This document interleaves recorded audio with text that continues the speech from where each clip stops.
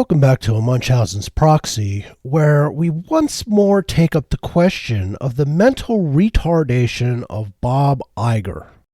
Like last time, we will focus this video on a specific division of Disney that Bob Iger is making bad decisions for, or allowing them to be made, to the detriment of the division itself and the overall Walt Disney Company and its brand image to the public. The division under study this time is the once mighty but recently fallen Pixar. Pixar was founded in the 1970s when the founder of the New York Institute of Technology got the bright idea of founding a studio to make computer-generated movies. To do this, he set out to recruit the computer scientists he thought he needed to be able to do such projects. After pumping many millions of dollars into the company, there was nothing to show for it. He realized he would need to talk to or collaborate with someone who knew how to make movies. So he wound up coming into the orbit of Francis Ford Coppola, director of the Godfather epic trilogy, and George Lucas, creator of Star Wars. The two men shared what thoughts they had about the possibility of using computers in the filmmaking process. Out of this meeting, George Lucas must have seen that the Computer Graphics Lab, the company that was trying to revolutionize the movie-making process via computers, would never get to where they were going. Or maybe he thought they would get where they were going, just he could get there faster. Either way, he must have seen they had some people who had potential. He snagged 6 of them for Lucasfilm, having them gradually resign from CGL, find temporary gigs, and then come work for Lucas when he felt there would be no suspicion that he was poaching talent. With those people, the graphics group at Lucasfilm got the boost it needed to jumpstart Lucas's latent animation and effects division. In 1983, John Lassiter, the man who would go on to propel Pixar to its vaunted heights, joined Lucasfilm, becoming its quote-unquote interface engineer. It was a made-up title that they used to cover the fact that he was doing what he was not supposed to be doing. He came up with a digital composition computer named the Picture Maker. This computer would give Pixar its name when those in the graphics group decided it needed a better, cooler name, and since it was laser-based, it became Pixar. Pixar would go on to work with Industrial Light and Magic on many of its most prominent triumphs over the years, including Star Trek II, The Wrath of Khan. Pixar became an independent company in 1986, and by the early 1990s, they had a deal with the Walt Disney Company to produce 3 computer-animated movies, the first of which was Toy Story in 1995. Pixar became a hit factory. It seemed every single Pixar movie released was an automatic financial success. It wasn't really, but nearly. It is probably why, on January 24, 2006, Disney bought Pixar in an all-stock deal worth $7.4 billion. Bob Iger was only at the helm of Disney for 4 months following a board coup against Michael Eisner, the CEO of Disney from 1984 until his ouster in 2005. Eisner was the one to revitalize Disney following its doldrums after the deaths of Walt Disney in 1966 and Roy O. Disney, Walt's brother, in 1971. It seems that first deal struck in the early days of his reign at Disney is what patterned Bob Iger's time as the head of the Walt Disney Company. He is a deal maker, but seems to have little understanding of how to maximize the properties he wound up acquiring for Disney. Pixar is the first and best example. Other divisions had more spotted records with audiences, but Pixar was nigh unstoppable at the box office pre-Disney. Pixar released 6 movies before Disney bought them, all of which were successes. Toy Story, Toy Story 2, Monsters, Inc., Finding Nemo, and The Incredibles were unqualified hits. A Bug's Life less so, mainly due to its $120 million budget, only bringing in $363.2 million at the box office. The others were all smash hits, whereas A Bug's Life barely scraped a profit at the box office. With movie rentals/sales, it probably made a tidy profit overall. For a while after Disney acquired Pixar, this trend continued. Near the end of 2017, however, John Lassiter, the man who ran Pixar and who was one of the creative geniuses behind the company's success, was accused of sexual misconduct at the height of Me Too and left the company in the summer of 2018. Given the time it takes to make a Pixar movie, the slump started shortly after the last of the projects greenlit under Lassiter made their theater run. The proof in the pudding that Lassiter was the driving force behind Pixar would come in the next few years. Alas, it got even worse for Pixar because when Lassiter was ousted, the best and brightest of Pixar gradually left. They not only left, but many of them left to join Lassiter at his new company, Skydance. As these people left, more and more activists filled the void. The content made since the last of the Lassiter films released, Coco, has shown the difference. Pixar has released 27 animated feature-length films. Of those films released prior to 2020, only 3 could be said to have bombed: Cars 2, The Good Dinosaur, and Cars 3. Excluding Toy Story because its budget was so low it only had to clear $90 million to break even, and it brought in almost $400 million, nearly every single film before 2020 was a smash hit. The exceptions are the 3 I named as flops, plus Brave, WALL-E, and A Bug's Life. Those 3 either broke even at the box office or made modest profits. Pixar was a hit machine. Since 2020, however, things have been different. With Iger-appointed management now controlling Pixar, it has been disaster after disaster. It started with Onward, a movie about 2 boys leaving their homes to go on an adventure to find a gem to bring their dead father back so they can talk to him. And like many present-day Disney projects, the movie was criticized for the inclusion of Alphabet Mafia material. It wound up getting the movie banned in 4 countries, and the dubbed versions changed to excise the content in 7 other countries.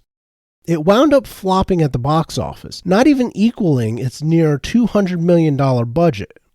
Soul would be next up on Pixar's schedule, and was also released in 2020. However, unlike Onward and its pre-spring release, Soul came out in late 2020, when the lockdowns for the pandemic were still in effect. It saw an international release, but it was only available on the fledgling Disney Plus streaming service in the United States. Would it have done well had the pandemic not destroyed the box office for 3 years? Doubtful. It was a movie with a rather heavy story about death, regret, purpose, and the meaning of life. For a movie seemingly aimed at children, it was not likely to do well in any year. Disney, as we know, are more wise than the rest of us. They seem to think differently, because the 3 pandemic Pixar movies, starting with Soul, are getting theatrical releases starting January 12, 2024. Given the early numbers, it will not be a fruitful movie for Bob Iger and Disney, or Pixar for that matter. Luca followed Soul, and, like Onward, wound up twisted up in Alphabet Mafia controversy. Now, to be fair to the movie, the controversy was solely ginned up by activists both inside Disney and the entertainment media, and outside of them. The movie was about a shy sea monster boy named Luca who yearned to explore the land. He meets a fellow sea monster boy named Alberto who lives on the land, and they become friends, with Alberto helping Luca explore, including meeting a girl in the local Italian town of Porto Rosso.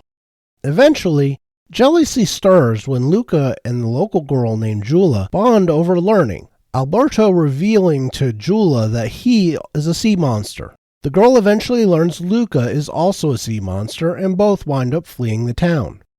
The 2 boys had been trying to win a local triathlon in order to buy a Vespa for Alberto so they could travel the world.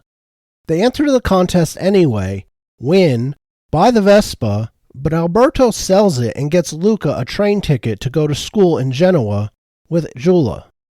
Out of that story, the activists twisted a gay romance between 2 early teenage boys.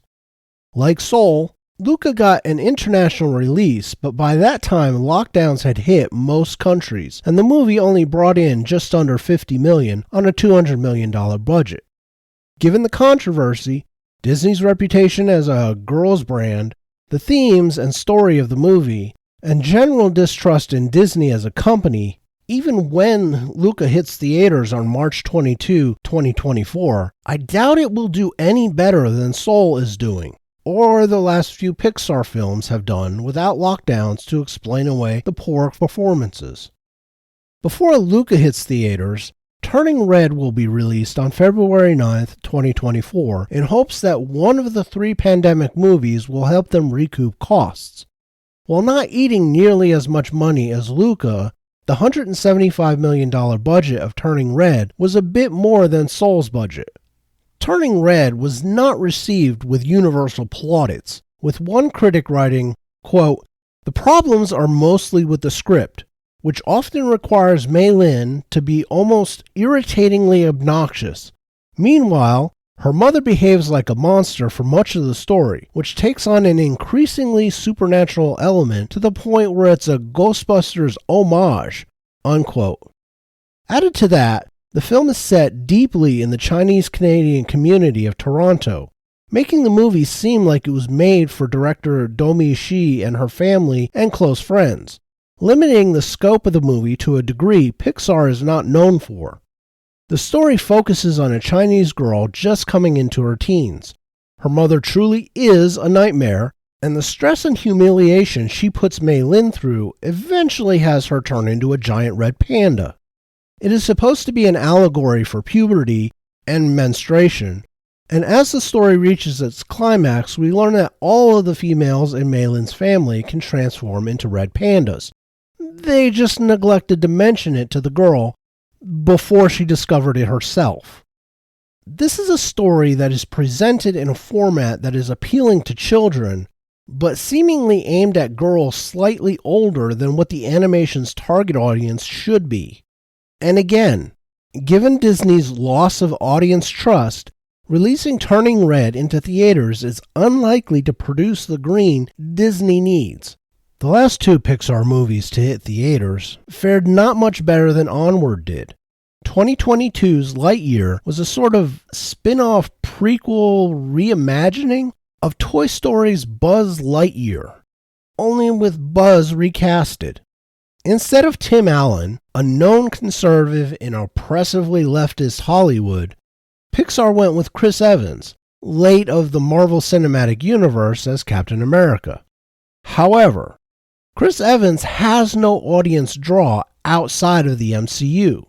On top of that mini controversy, it was known before the movie hit theaters that there would be prominent Alphabet Mafia content in the movie.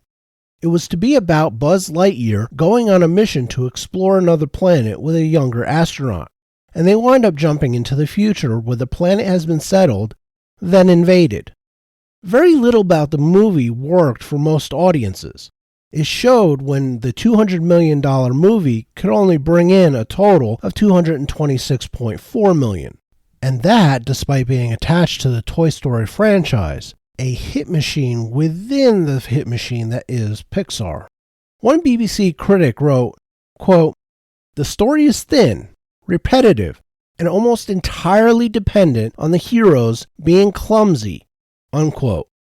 In a movie-going climate where audiences are tired of lazy scripts and stupid heroes, this movie did what other such movies are doing, and bombed. It was a dumb idea to begin with and served as a lesson that will be ignored. Cash grab at your peril. If you're gonna do it in a way that is entertaining and smart rather than clumsy and stupid, like Lightyear. 2023 saw one of the dumber ideas to come out of Disney Pixar in Elemental. While on paper the idea of sentient beings made out of the classical elements of fire, water, earth, and air could be interesting, Disney does not seem to hire writers capable of writing interesting anymore. The story was an idiotic allegory about interracial relationships and discrimination that was ham-handed and clumsy. It also made little sense in that the story involved fire and water elementals falling in love over the course of the two helping each other fix problems. Elemental had a bad opening, bringing in just under $30 million, but it wound up with long legs at the box office. The surprising longevity at theaters meant Disney kept the movie going well into its fourth month before pulling the film. It just missed breaking even, but it did break a trend of massive losses Disney has racked up over the last 4 years. Pixar is but one division whose management under Disney has shown increasingly baffling decision-making, leading to spectacularly bad results once those decisions get before those who judge their merits. The customers. Not critics from shill access media organizations or each other, but the customer, aka the audience. Pixar was once the gold standard of animated movie fare for children that managed to be also tolerable to those who have achieved adulthood. The Incredibles, WALL-E, Inside Out, Incredibles 2, and the Toy Story franchise are all movies the kids love, and the adults forced to watch them with the kids don't loathe every time they see the characters open their mouths.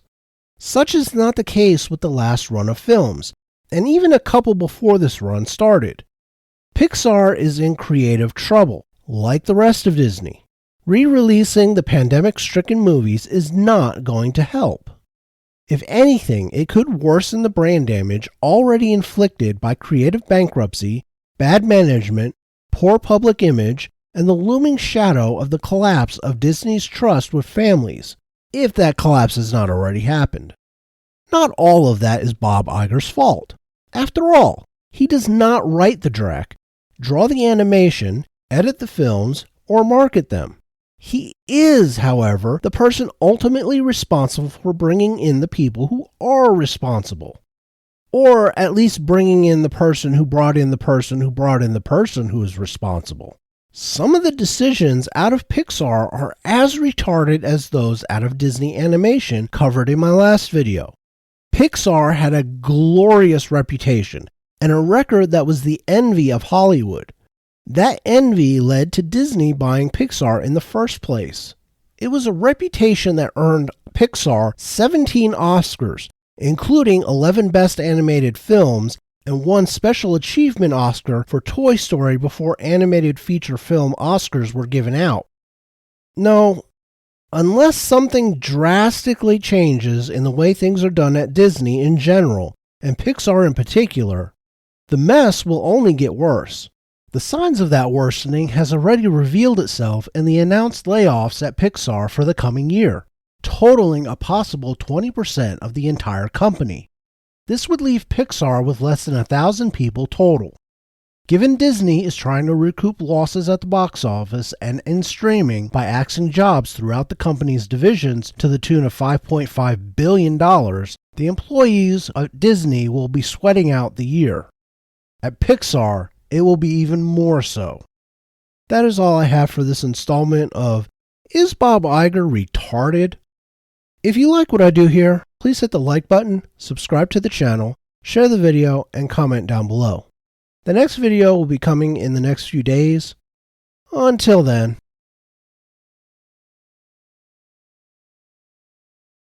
Tschüss.